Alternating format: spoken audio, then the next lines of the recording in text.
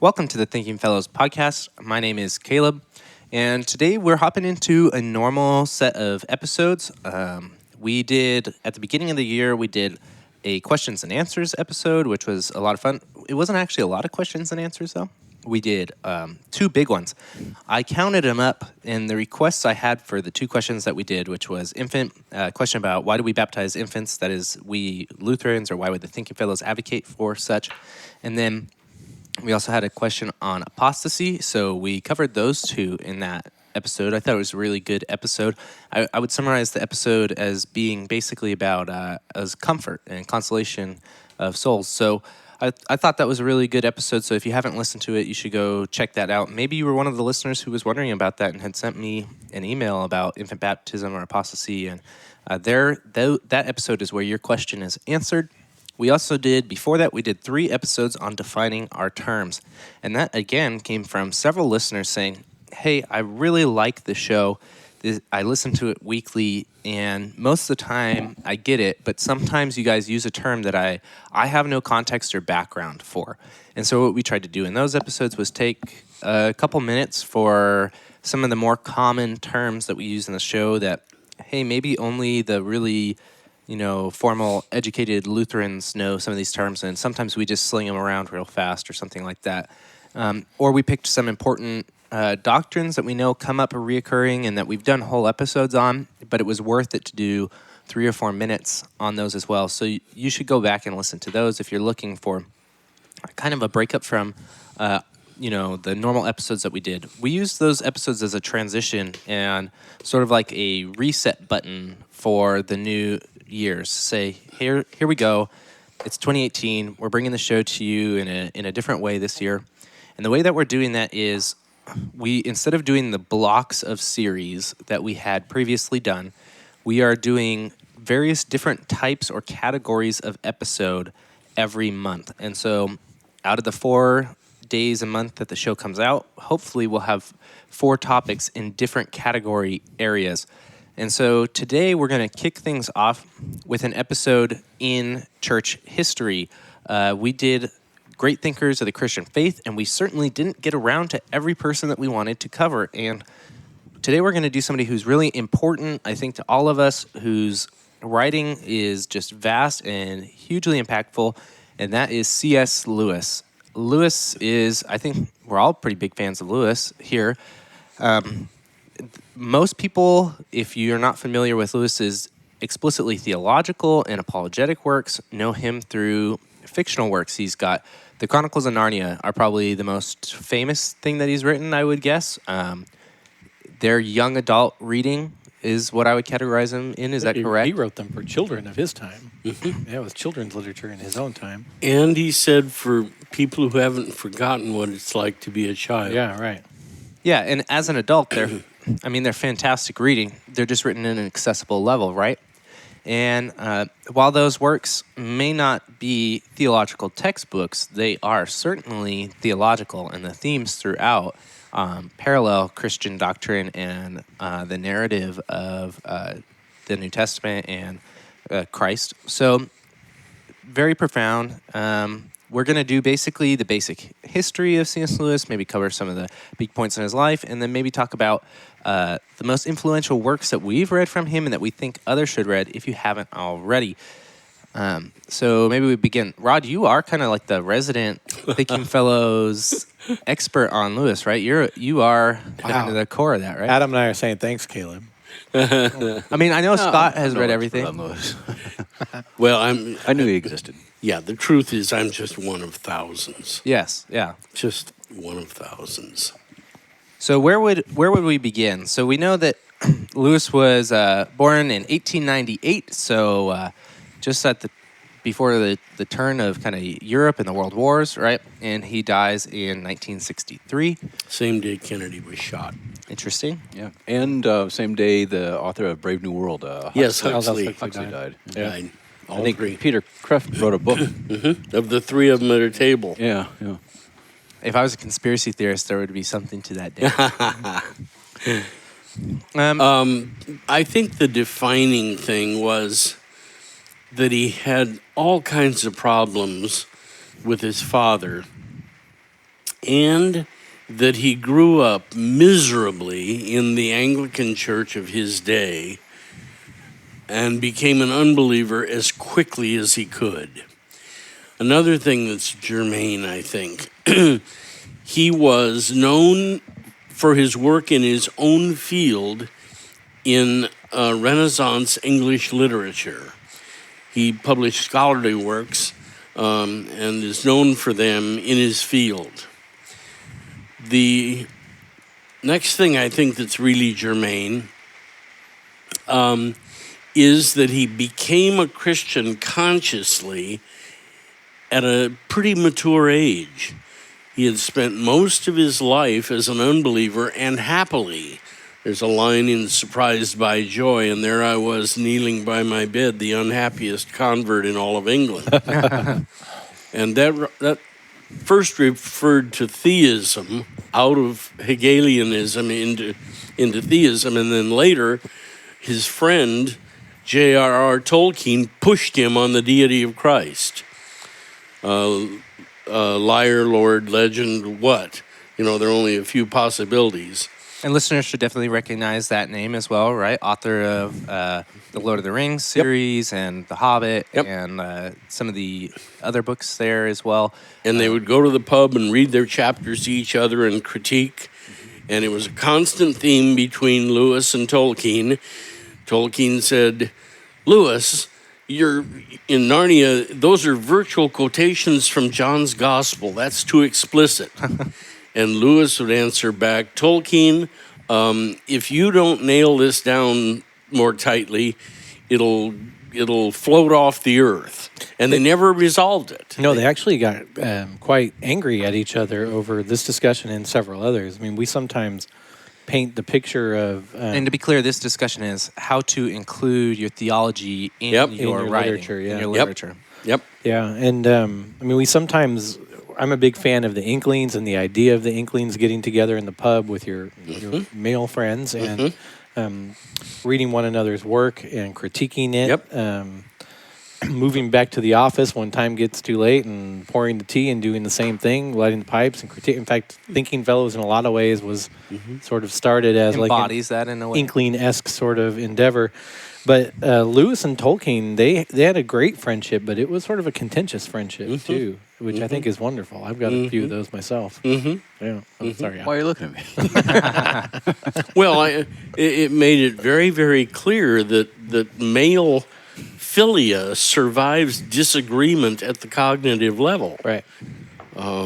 And that's very helpful. I mean, I would say some of my best friends are people I've had some of the most passionate arguments I've had with, or that I am very frustrated with for a while, but it doesn't stop me from getting back together with them, picking up from where we left off, and even leaving some of the heat that maybe came from one conversation behind to come, be more peaceable about it. It defines, that's sort of, in my mind, one of the ways that defines a genuine friendship from one that is not, is the fact that you can disagree, have heated or passionate arguments about stuff, and then come back to being friends. Another one that I think is worth mentioning, Lewis was wounded in World War I, and World War II, he went to Churchill and said, "What can I do for the war effort?" And Churchill answered, 9 out of 10 of these kids flying Spitfires are going to die in their cockpits. You seem to be able, better than the priests, to tell these kids how to get to heaven. That's how you could help the war effort. So night after night after night after night, he went to the RAF bases and did the text of what we now know as the Case for Christianity, the first 57 pages of Mere Christianity, over and over and over and over again. And then also did it over the BBC Over radio. the BBC, and they lost the tapes. Oh, really? Yeah, they never lost the tapes on how to grow turnips in your backyard in London, but they lost the tapes of Lewis doing the Case for Christianity. The transcript must have survived because you can buy it as radio talks. Yeah. I mean, I don't think a new copy. You'd have to find an out-of-print copy. And the Episcopal Radio Station of America made sure that he read into, as audio, from his own handwritten notes what we know as the book The Four Loves. The book was published later. And I believe you can still get that audio Yes. on Amazon. It's not like a regular audiobook. It's like an MP3, but... Yep. I have it as an audio book off of iTunes. Oh, cool. Yeah. Yeah, so that's available too. There. Lewis was a veteran himself of the First World War. He was, and wounded. So was Tolkien. Right? In the trenches. Yes. I think he was wounded from shrapnel that I think- landed that was somewhat far away, but I it think got two of his him. buddies were killed, but Yeah. he was wounded from... Well, the thing that he's most known for, well, he's known for all sorts of things, but the thing he's most known for in Christian audiences is how well he uses English. He knows exactly the word to pick to do the job that he wants it to do, and not another word. Yeah. This enables him to write clearly Christian doctrine and the defense of Christianity, apologetics, in very simple terms. Right. You almost never have Lewis making reference to a polysyllabic vocabulary. Right. He doesn't have to. Now, just with simple words, though, you'll find yourself saying, I need to go over that again. Why? Because it's profound. Right. Yeah. And he never does it by means of fake academies, ever, or jargon, Christian jargon. Doesn't touch it. The other thing I think of him for quite a bit is not just the Chronicles of Narnia fiction, but some of the works of fiction that he wrote to get across very particular theological themes, like the Great Divorce, Yes. the Screw Tape Letters. And, I mean, you can learn very, very specific theological concepts from Lewis as he's telling you a story, Yes. which is Amazing. it's really amazing. I mean, the Great Divorce, the picture of heaven painted in the Great Divorce, if you're somebody like me who sort of struggles with the theology of heaven, it's pretty good. Yeah. Yeah. I mean, it's pretty good. Yeah. It's And it's very, I think, one of the least known of his books because of the title.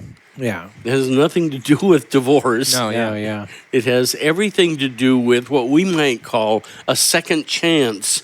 And people get a second chance, turn it down again, turn the gospel down a second time. Almost in mass. Almost every one of them. Yeah, it's pretty amazing. That's a great one. Abolition of Man's a sort of a whole different animal. Oh. But, One of the greatest books of the century. It's Lewis's absolute howitzer attack on modern education and reasoning. and reasoning. Yeah. I read something not too long ago on Lewis's political views, and Yes. the author made some point. They talked about the abolition of man and how Lewis was deeply conservative, not in connection with the political party, Uh-huh. but he was kind of like, I think it was the Russell Kirk who said a conservative is somebody who stands athwart history and says stop. Yeah, that was Buckley. I don't know if he got was it from... okay. It was stands astride history and says, stop. Yeah, and the author of this article on Lewis said that Lewis, if he had a political philosophy, it was that. And I guess one time Lewis said that if he was ever voted into some sort of office, he would make it his sole policy to make sure that nothing happened over the course of his Wow, that sounds A like regular Ron Yeah. Swanson. Yeah. Yeah, yeah. He did not even attend the coronation. He was all for such, Sure. but he didn't bother in 53 to attend. Well, you get the sense that he's patriotic and he cares deeply, especially when you know things like the war effort and Yep. asking Well, how two he could do two it. world wars, right? Yep. So Yeah.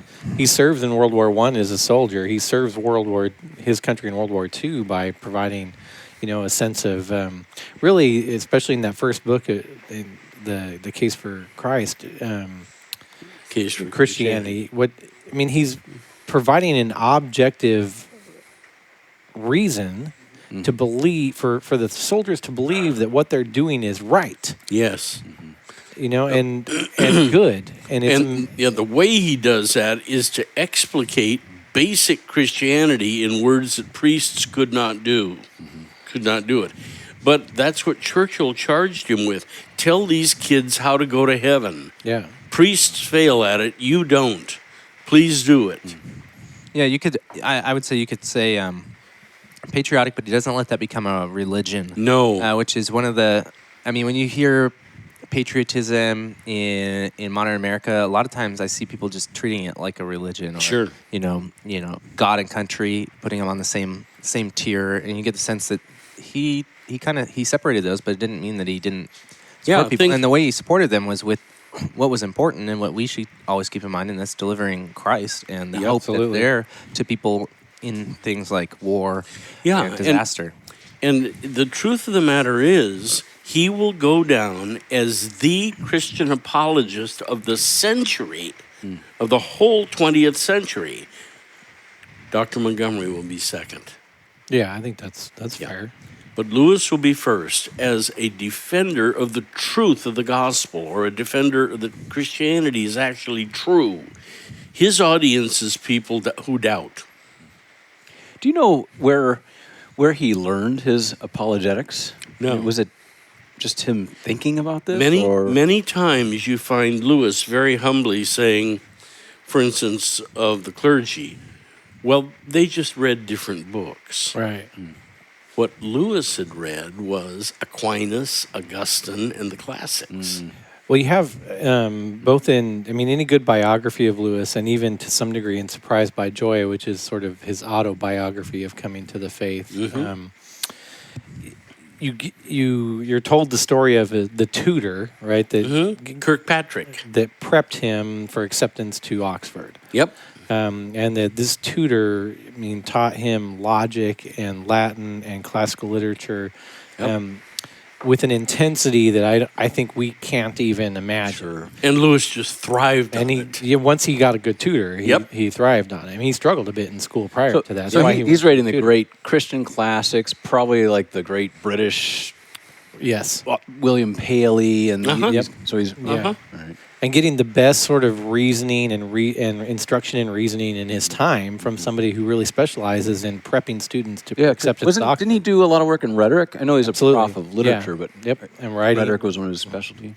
And inevitably, I think, the same thing kind of with Dr. Montgomery, right? It's inevitably a different experience from somebody who comes from outside of the faith to inside of the faith that has that kind of training. Absolutely. In logic and in the sciences and an ability to reason and to think things through. Yep. Not everybody has to do this, but in every century, a few have to for the sake of the rest of us. Yeah, somebody who came from outside knows what those people are thinking or what might be effective in getting to them. He not only came from the outside, but he had a very specific training to be able to think through propositions and then explain the process of thinking them. Yep. Yeah, anything that our listeners read, almost anything of Lewis, you'll be the better for having read. And that includes short essays, collections of essays, even if you don't read the whole book, anything. And you will say afterwards, boy, did I profit from that one. Yeah. That's good.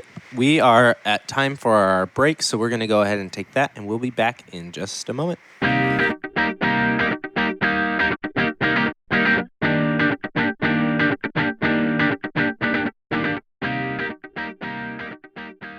Hey, welcome to our break.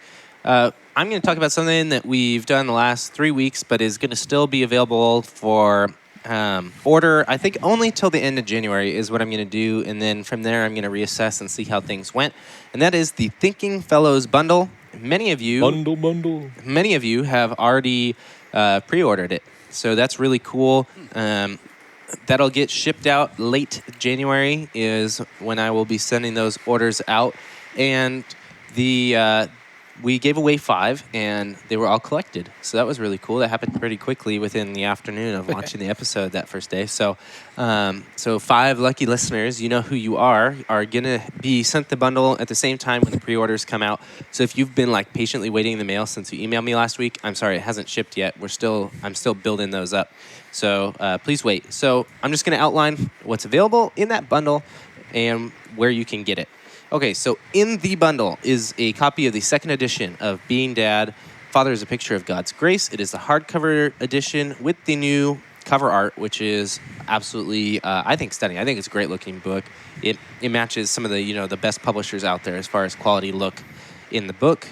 you have Resurrection Fact, which Dr. Francisco is co-editor and an author of one of the chapters and an excerpt in there. So that is fantastic apologetic work. I think it is one of the most helpful modern works on apologetics because it gets kind of to the core of the matter and it tackles, I think, the major academic thought against the resurrection of Christ right now.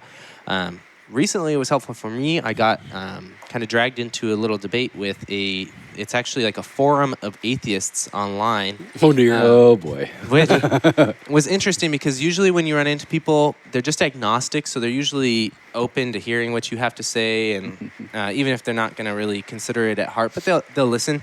These people were like actual apologists for Zealous atheism. atheists, too. Yeah.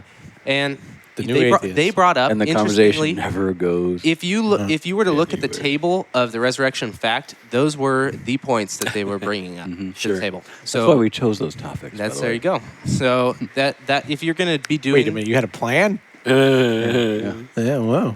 All right. if you're going to be doing apologetics with somebody who knows their stuff, or you're talking to somebody who knows their stuff, this book will help arm you with at least some good ground level rooted knowledge. And then last in that book is Dr. Rosenblatt's Christ Alone. That is a book, but it's in a compact form, so you can carry it around with you in your bag, and you can give it away. You can, if you already have a couple, because we've given them away at conferences and things like that. So if you have a copy of any of these, I still think it's worth it to buy the bundle, because you might not own the other two, and then you can give away your extra copy of whatever you had. So let's say you already own Being Dad, but you don't own Resurrection Fact or Christ Alone. Well, give away that extra copy of Being Dad and get those two books for yourself. And I think that's a pretty good idea. Additionally, while supplies last, there will be a Thinking Fellows notebook and some 1517/Thinking Fellows stickers in there as well. And not as many, there haven't been so many orders that those booklets have run out yet. So you still have a chance to get a Well, that's Thinking a Fellows shame. notebook. So get on those orders. Can I have a notebook? Yeah, you can have a notebook. Okay. They're $5.99 for you. Ooh, pricey. One more note before we jump back into the normal meat of the show here is that you may hear some rain noise.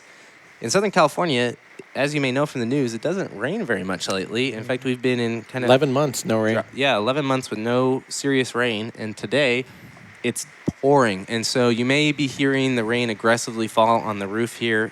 We have no idea. I won't know until editing whether this made it in or not. If it did, I'm sorry. There's nothing I can do about it. Force of God and all that. So, oh yeah, and I just forgot to mention that the Thinking Fellows bundle, as usual, is going to be at shop.1517legacy.com, and it's always in the show notes. So if you're not using the show notes, you really should. So if you listen on your phone, it's on every podcasting app. You either swipe down or turn around the cover art, and there should be some form of the show notes there with linkable material. If you listen on our website on your computer, or if you listen on your phone and you want to go look at the show notes on your computer, go to thinkingfellows.com. You'll see the most recent episodes there. You click on it, and the show notes are linked all up in there. And we have a new system on the Thinking Fellows website. So even if you use your phone and you've never been to the Thinking Fellows website, you may want to consider it now, because in every episode, the featured product that I did at the break, if it's a 1517 Legacy product, will have a checkout button on the Thinking Fellows website. This means that instead of having to go to two different websites to buy whatever book it is, if you're on the Thinking Fellows website, you can check out directly there from the 1517 store. That's a great new addition to our website. Very welcome. Thank you to Doug Klambara, who made that possible and made all the new changes to the website possible. If you go check it out, we have a new archiving system that makes it very easy to see episodes that are of like categories. So I think you'll enjoy that. That's thinkingfellows.com. Remember to subscribe so that you can get show notes. Okay, so back to the normal episode. We kind of left off. We did just some basic, like the big things that Lewis covered. We did sort of the introductory to apologetics. But I think it'd be good. We talked about slightly that he is a late convert to Christianity. But is there more to that? So what was the portion, like how did that come to be? So I think in a couple of his books he talks about his rebellion against it, and then Well, the big one is Surprised by Joy, right? So it is an autobiography, but it's really the story of his conversion to Christianity, And it ends with it. and it ends with his conversion. There's in I think there's two. He says there's two ways that he came to the faith. One of them was by reading his favorite author, George MacDonald, and some of the works, and specifically the poetry of George MacDonald and G.K. Chesterton. G.K. Chesterton as well, and that these men in sort of roundabout and sometimes very specific ways provided arguments for the faith that he had a hard time getting around. One student asked him one time when he was an Hegelian, Professor Lewis, how do you live daily in idealism? He was devastated. When he thought about it, he was devastated. Right. Had no place to go. Do you know what is there a particular collection from George MacDonald that I might be able to add to the show notes or anything that? I think there. I'll find it and send it to you. But there's a compendium of his poetry that I think would sort of suffice. There's some things that George MacDonald wrote that have to do with father. That was very meaningful to him. There are, I think, sub-collections where they've drawn from various of his books and put them into that's what I mean. compendium format. Yeah. And then with G.K. Chesterton, I mean, I would guess you're talking about some of his works like Orthodoxy and. Certainly. Yeah. Lewis would say something like, if there's anything I ever wrote that was worthwhile, I stole it from either MacDonald or from Chesterton. Right. If you read any Chesterton, even again in a compendium form, it's very difficult to get around the fact that he's arguing for the veracity and the truth of the Christian faith in its Roman form. Yeah, which is not always as obvious with him, other than when he mentions it. Yep. But just from beginning to end. I mean, if he's talking about the family, he's arguing for the faith. If he's talking about your interaction in society, he's arguing for the faith. It's everywhere. He could have been on either faculty, Oxford or Cambridge, easily. Didn't want to. He wanted to argue the faith in the daily newspaper. Yeah, we'd call him a journalist. Yeah. Yeah. Yeah, or I don't know what... An editor, a contributing editor or something to like the that. opinion page or something. But he essentially wrote editorials his whole life. Yes, that's right. That's right. That was and his career. The Father Brown mystery stories, you might know him for his mystery stories.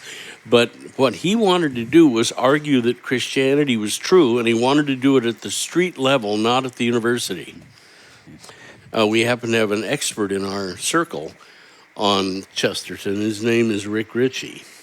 No kidding. Yeah, that's who I went to when I was doing my year of Chesterton. Sure. A year. Well, a year, I tried to spend a year reading everything I could get my hands on from him. Before we go too far, you mentioned I'm kind of conscious of something because we had this episode on defining our terms. Yeah. And Dr. Rosenblatt referred to C.S. Lewis as a Hegelian and an idealist. Could we define that? Very good. And why Lewis would have been devastated by that question? I'm not sure about that question, but an Hegelian is someone, it was very much in vogue in academic circles in the late 19th century. Georg Hegel, the German. And idealism is philosophically a position that the most real entities in the universe are mental ideas. More real than the table at which you're sitting or the roof over your head. So like extreme Platonism? Yes. Yeah. But with a very specific construction. That'd be the difference, I'd say, is that you're still talking about a very top-down from the greater idea, possibly eventually to a specific. But within Hegelianism and idealism, you have no problem writing out like a specific plan from the universe that erupts from your head. Yep. And to somebody like me, who spent almost all of his years in the natural sciences and none in philosophy, it sounds like insanity. But in philosophical circles, it comes back again and again and again and again. Idealism, not in the sense of a naive optimism, but in the philosophical sense. Also, who was it? Berkeley. Yeah. Barclay also, who confounds me. I'll go to Rick Ritchie to explain Barclay for me. How it seems like things are popping in and out of the universe during the nighttime. I have to go to Rick and say, tell me again why Barclay was so brilliant. It's not in vogue now. Strong empiricism has been, since the beginning of the Enlightenment, sort of on a tear. And Hegel and idealism are sort of overrun.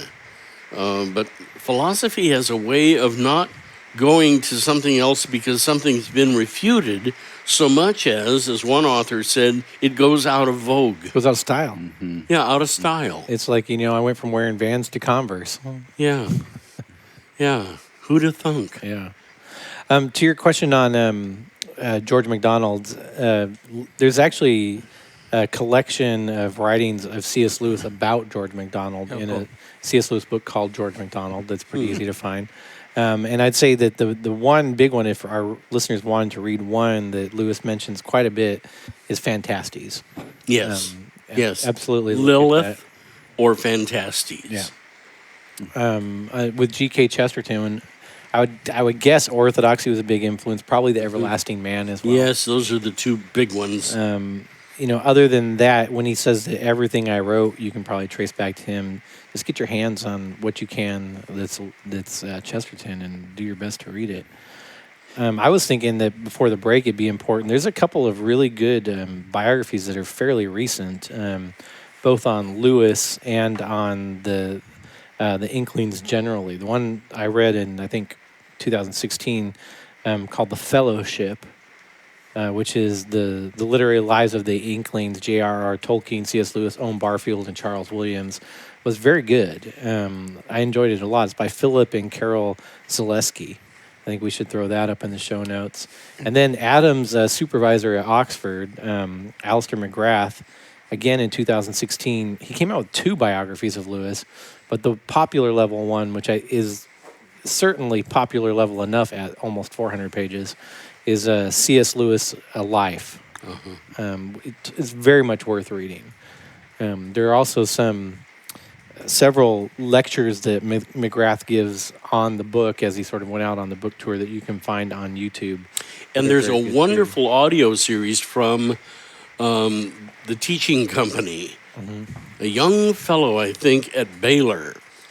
And I'm a Lewis fan, as I said, just as are thousands of others.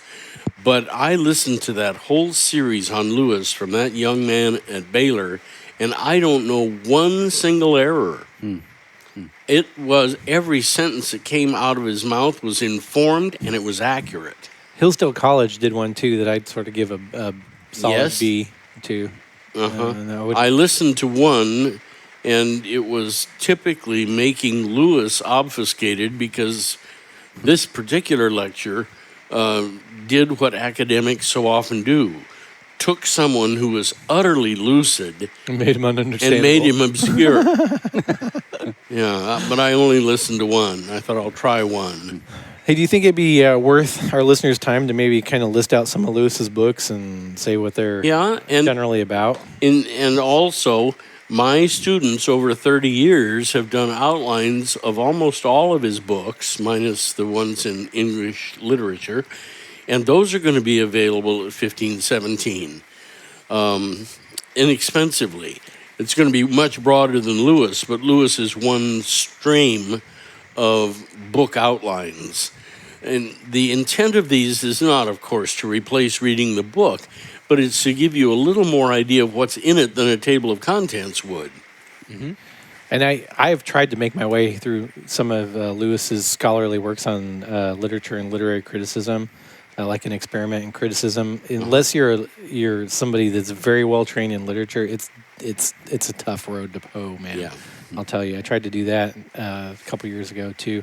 Hey, I want to start with. It's going to be weird. I think everyone's aware basically of the Chronicles of Narnia, right? So. If you're not, you ought to be. They were written for children, so if you're an adult and you have not read them, I'd say you could probably read each one in about a 4 to 5 hour time They're period. like 110 pages apiece. And it covers every major Christian doctrine It's glorious. in mythic form. It is glorious. Yeah, I mean, still, when I think of a sort of a doctrine of creation or a doctrine of eschatology, Yep. I go both to the Magician's Nephew and the Last Battle. Yep. In my head, that's where Yep. I go. And you and thousands of others. Yeah, I mean, and in between there, you have just some The Atonement, Yeah, it's beautiful. the Lion, the Witch, and the Wardrobe. is way better well done than you would. I mean, and every time I revisit it, or even the movies do a good job, I think, of even capturing that aspect. It actually did. It actually if did. if you're watching it with that in mind, it is very helpful because you actually get many of the metaphors and narratives of the atonement in there, and he does such a fantastic job wrapping it all into one event. Yeah. One event. Yeah, Yep. it's really good. Mere Christianity, which is the expanded sort of version of the Case for Christianity to which we referred It's three earlier. separate books, and some idiot at Macmillan in London said, "Why don't we glue three of these together?" Yeah. It's three separate books. They were published in very small hardback when they first came out, and it makes it difficult for the non-Christian when you recommend it because it's massive or it's It's substantial. bigger, at least. Yeah. Yeah. It's a couple hundred pages. If I ever see individual little paperbacks of the Case for Christianity, I buy 10 of them because I give them away. You can get it. You can get Case for Christianity, I think, through Macmillan, too, now.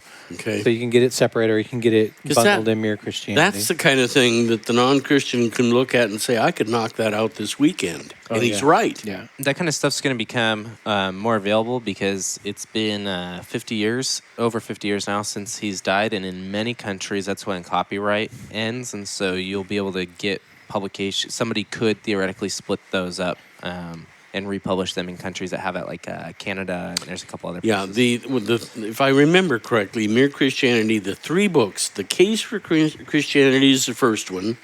What Christians Believe, I think, was the second one. And the third one was, You're testing me, Rod. yeah, I'm It's sorry. it covers like ethics or the Christian Yeah, life so- or Yeah. something like that. It's. I mean, Yeah. you wouldn't say this, but it very much follows a law gospel model in an interesting sort of way. Yeah. Because it's the middle book where you actually get the explanation of the gospel. Yeah, yeah.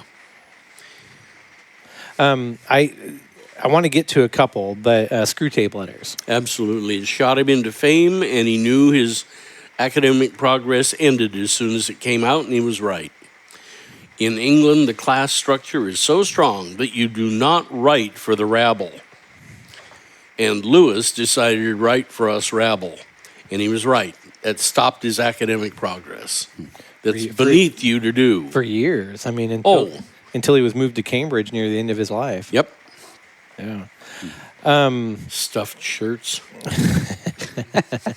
It's still the case there. And I know at Oxford, there was always this sort of, I don't know if disdain's probably too strong of a word, but there's people just sort of turn their noses up at somebody who had left Yep. writing all these specialized journal articles with the jargon and so on, and Yep. starting to write popular books, even if it was like the accomplished historian or theologian. Yeah, they're all of a sudden and ignored. say it sold 1 million, that even increases the condemnation. Yeah, because it's popular level. Yeah.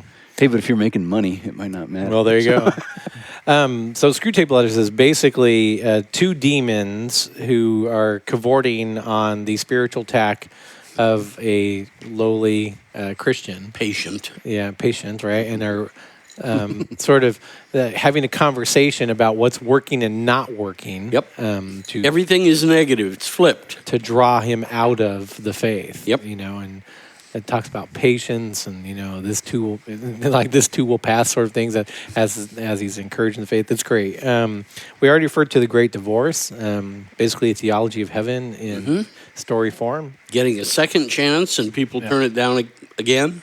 We also already talked about the abolition of man.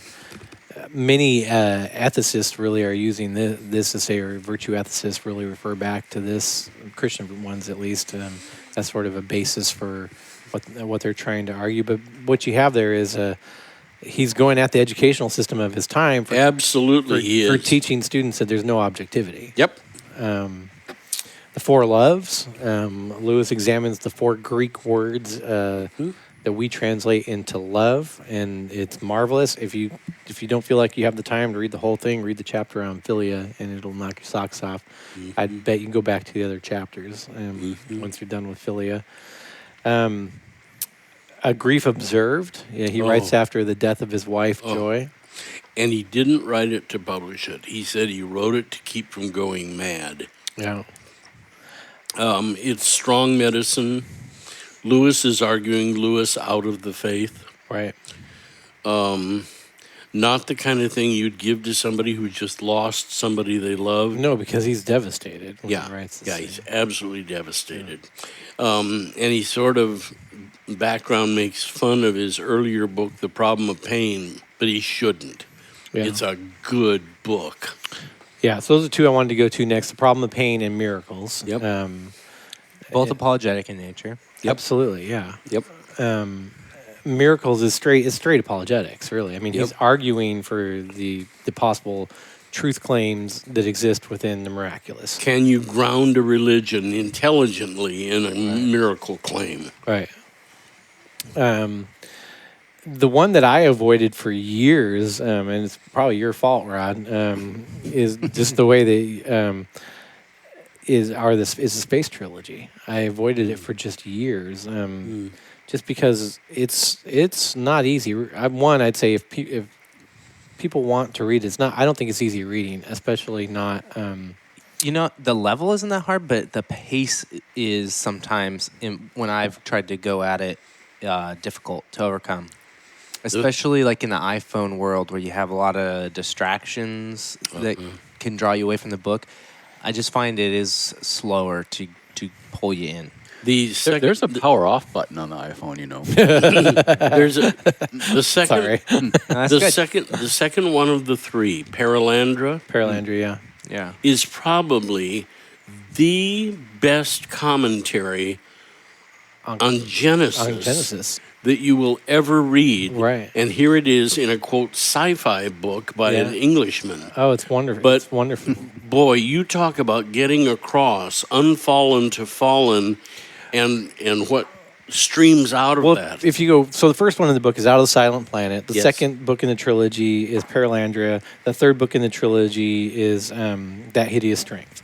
The first book, you're basically getting the story of an unfallen world. I was going to say pre-fallen, but I think unfallen is more accurate. So what happens when fallen creatures come into an unfallen world and meet these creations of the same God who have not fallen into sin, and what impact do we as fallen creatures have on them? And the thing that's a genius, I think, was I would say I avoided it because some things you said when I was an undergrad. Read it about 10 years later, reread it twice in 2016, the whole trilogy, just because That Hideous Strength kicked my butt. But the thing I love about Out of the Silent Planet is probably one of my favorite of his writings now. What I love about Out of the Silent Planet is that both the obviously guilty parties and the one Ransom that you would consider the quote-unquote innocent parties have affected the unfallen world infected the unfallen world with their sin. And I think that's easy to miss in that book because Ransom's a hero. But he is chastised as much for his actions as is the obvious bad guy, or are the obvious bad guys in the story. I mean, it's just glorious. Paralandria, it's the story of Genesis. Really. It's really the story of the fall. I'd say. I mean, it's the first few chapters of Genesis. It's the 200 and some odd pages on that time that we don't know about when the serpent was talking to Eve when she was separated from Adam for whatever reason. I mean, it's pretty good. That Hideous Strength, the way you described it when I was an undergrad was the best insight into what the academic life is really like. And I thought, it kind of is. Well, it's an introduction into not just academia in a sort of formal way, but it's a tragic story of the political world gone sick. Now that's an undercurrent, but it's there. Some of the evil that you can do in having a passion to lead the rest of us, and what to avoid. In that urging to do something really great for the rabble, you can make some really, really deep and awful errors. Right. Well, it's got a glorious ending, but it's got a glorious sort of unsung ending. I'll say it that way. But it's a tough read. Yeah. Yeah. Discouraging in some ways, but he intended that. Yeah. Welcome to a world of discouragement. Yeah. So that's what's great about it. Actually. Yeah. So. All right, guys, we are running out of time, but this was a fantastic episode. I'm really glad we are, that the show programming is like this now, where we can revisit so many different categories every month and get to things that we perhaps missed that people wanted to do. If you're a listener of the show, we love your feedback. We love your questions. You can send them at the contact button on the Thinking Fellows website. You can send them via Facebook message or Twitter or however you would like. And I try my best to respond to those in a timely manner and or forward questions off to the fellows. If somebody or I choose not to have your question answered right away, it's probably because I'm saving it to use in an episode. And I'll typically try to let you know that, and that might leave you kind of cliffhangery at the moment. But sometimes we get so many of the same type that it becomes apparent that we need to cover it on the show. And so just keep that in mind as you send me those messages and whatever questions you may have. Once again, thank you for listening to the show. We're glad that you join us every week, and we hope that you continue to listen. Thank you, and we'll catch you next time.